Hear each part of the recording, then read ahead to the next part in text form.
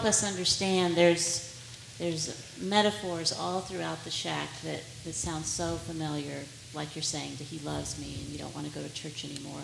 But as you refer to living in Papa's affection, what have you come to understand that to mean? What does that look like?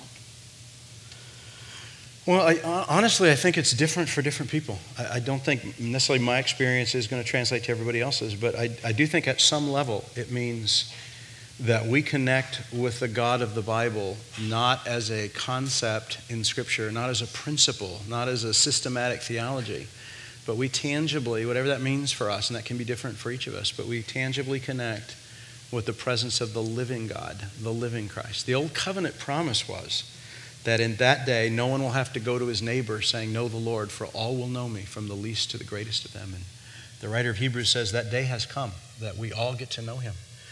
The problem is we haven't been equipped to know him. We've been equipped to be practitioners of a religion called Christianity. So we do lots of good things, Bible reading and church attendance and tithing and witnessing, and we've got lots of good things that we do. But I've talked to many people 30, 40 years on this journey. They don't have a clue who God is. They just feel like, I'm doing my part, I'm this cog in this machine, but I don't know him. And the purpose of the cross, what I loved about the shack in the first version that I read from Paul, was this is the first book I'd ever seen where theology was discussed inside of a relationship, not outside of one. That what's won in Mac's heart in this book by Paul's writing is he's won into a relationship with a God he now trusts. And some of the questions he has at the beginning don't truly get answered, but in the relationship that God's established with him, they don't need to be answered. And so for me, what this relationship looks like is that you and I wake up every morning knowing that we're loved by God, not trying to be loved by God, not trying to earn it. We wake up in the security of that. There's some engagement of his presence in our lives, and we grow in that reality through the course of our journey. That becomes a growing reality. So I don't know if that's what you're asking. Does that make some sense? Okay.